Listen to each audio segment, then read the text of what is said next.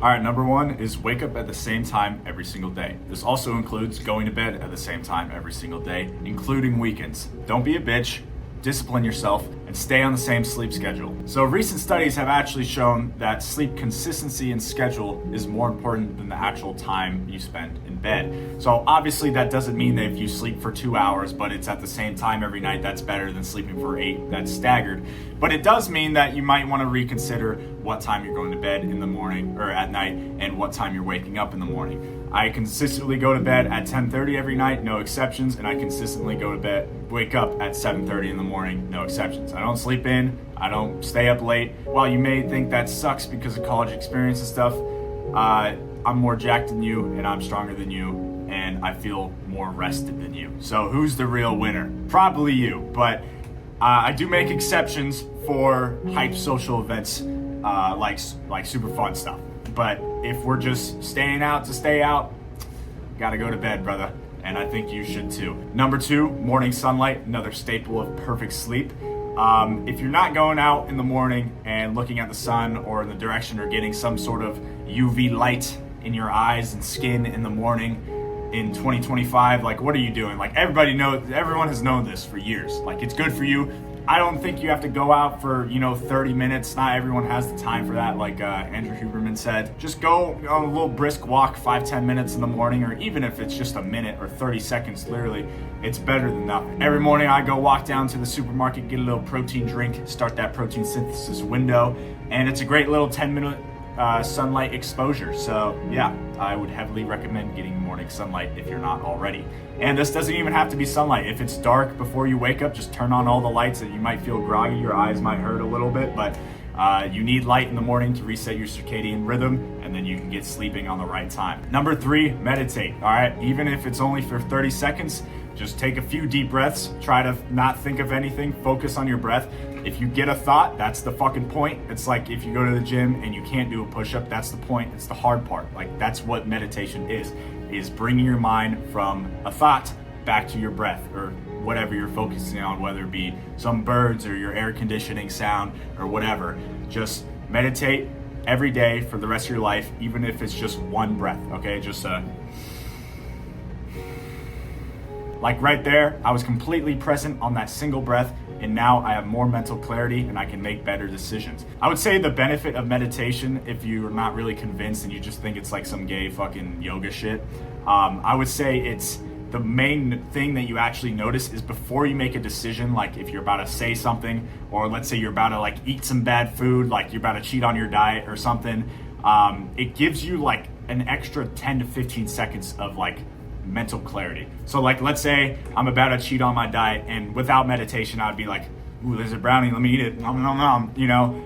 With the meditation it would be like, oh, there's a brownie, let me eat it, but remember my goal was to get lean and I wanted to lose weight, so maybe I won't eat that.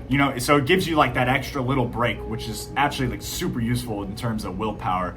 And I don't know if you're fucking jerking off all the time, or if you're constantly cheating on your diet, or you can't focus or whatever, it gives you that extra 10 to 15 seconds of focus and clarity. Number four, gratitude journaling. Heavily recommend this. Okay, this is literally just a free cheat code to happiness XP. Like, you literally can't be sad and grateful at the same time. So if you force yourself to be grateful for something, you're automatically forcing sadness out of the way. So let's say you're super sad and you're like, oh, I don't have anything to be grateful for. Bro, you're sitting and you're breathing and you're sitting in a chair that's made by someone, you're in a house, you're fucking outside, you live, just start thinking of anything. Even if it's just you write down one sentence a day or one word even of what you're grateful for. You can just be like, today I'm grateful for my AirPods. Why? I don't know. Like some guy made this probably in like some sweatshop, and it helps me, I don't know, have a great time and experience all the music in the world, okay? I just expressed gratitude for something I've never thought of in my entire life, okay? And you can do that with anything. You'd be like, okay, this fucking mouse, I've never actually looked at this and been like, damn, this helps me. It's wireless. It's so nice. I don't have to fuck around with the wire. And it feels good on my hands, and some motherfucker made it. And I appreciate that. It feels good. It helps me with my work. okay? Like just random shit like that, I'm already in a better mood because I'm feeling grateful for things that I haven't already appreciated. And you can do this to things like your family members or your friends, and bonus points if you actually text them. Like every now and then I'll shoot out a little text to my dad or my mom and just, hey, I'm grateful for, you know, your support, or to my brothers, like, I'm grateful, you guys are my best friends, you know, like I love you guys. And it just makes you a happier person. So like, even if you don't want to do it, like if you think it's like weird or something to say that out loud, do it for yourself. Be selfish about it. Like, no, I'm going to say this so I can be happier. Being happier just makes you better. Number 5, get 10,000 steps a day. It's really not that hard, okay? Especially if you're on a college campus or you're, you know, walking around at work. It should be just naturally getting 10,000 steps. Honestly, humans should probably get around 20 to 30,000 steps. But unfortunately, in the modern world, that's not really practical, especially in Arizona when it's like 115 out. But I think 10,000 steps is completely attainable for anyone. Not only do you get bonus sunlight just from being outside, or even if you just like walk inside, that's good too. But movement is really life. Like one of the biggest determining factors of your like longevity and how long you're gonna live is how long have you been sitting, how long have you been stagnant in your life, and how long have you not been moving. Humans are literally built to move. Like we're not supposed to be standing still. We're only supposed to be like fucking, I don't know, sitting by a little fire, cooking our food, and laying down when we're sleeping, and that's it. Otherwise, you know, we're chasing some fucking mammoths or some shit. And so yeah, move around, makes you leaner, I guess. That's good. But if you're bulking, don't use this as an excuse like, oh, I shouldn't do my steps because then I have to eat more. Motherfucker, just eat more and get your steps on. Number 6, I stare at my wall every day for like 5 minutes. Okay, what does this actually mean? Well, right here I got my goals on my wall, and it's 1,000 subscribers and a 365-pound bench. If you got your goals written down, right, and you stare at your wall and you just fucking obsess over them, and everything in your life is aligned to them. Like for instance, for me, if I stare at 1,000 subscribers every day for 5 minutes, or just whenever I'm looking in that direction of my goals, it's gonna subconsciously program myself to be like, okay, work on something that's gonna get you 1,000 subscribers. So I'm like, okay, well, let me post a YouTube video today. Let me fucking learn how to talk better. Let me write my script a little better. Let me fuck around with the thumbnail maybe. Or with the 365-pound bench. It's like, okay, when I'm at the gym, let me focus on my technique. Let me not do too many sets so I fuck up my, you know, fatigue or my recovery. You know, it's just random stuff like that that subconsciously gets programmed in your brain. And then you start actually working on things in the background to achieve your goals. So trust me, write down your goals. If you fucking have, you better have some goals at this point. Like, I don't like, what are you doing without goals, honestly? But if you have goals, write them down, put them on your wall, make them your fucking phone background, and just stare at it for as long as possible. If you're taking a shit, look at your goals instead of scrolling, okay? It'll just make you a better person, and it'll make you more driven to actually achieve them. Number 7, tracking my lifts. Holy shit, guys, if you're not tracking your lifts, what the fuck are you doing? This is probably the biggest driver of my gains over the 4.5 years that I've been training. It literally ensures that I'm doing progressive overload. If you're not doing progressive overload, you're not fucking gaining muscle. And if you're not gaining muscle, like what's the point of life, right? Literally just write down your sets and your reps and what exercise you're doing every single lift for the rest of your life, okay? I have over 4.5 years of fucking training history, and I can see a graph of my bicep curls that just goes just completely up, okay? Because it's progressive overload, and I see that I did 110 pounds today for 6, all right? Next time I'm gonna get it for 7. Track your lifts, okay? So you can ensure you actually make progress. And plus, it's kind of the only way to see the day-by-day progress, because obviously your physique doesn't really change day by day, but you can see the progress of your lifts going up. Number 8, be a lifelong student, but have a massive ego. Basically, you want to constantly be learning as a person and constantly be like, okay, there's more to know. There's levels to this shit. I'm not at the peak. You know, I'm not perfect. But you also want to have a massive ego. Not only in the gym, like not only ego lift, because I don't know, I'm a proponent of ego lifting. I'm not saying hurt yourself, but I am saying think about force rather than form. That's a good think about force rather than form. I'm gonna say that from now on. Now, I'm not saying be a fucking douchebag and have a massive ego to the point where everyone hates you, but I am saying that the biggest winners in life have big egos because they know that they're the best. Now, if you think that you're gonna become the best, or if you think that you are the best, there's two differences there, you know? Thinking that you're gonna become the best drives you and makes you the best.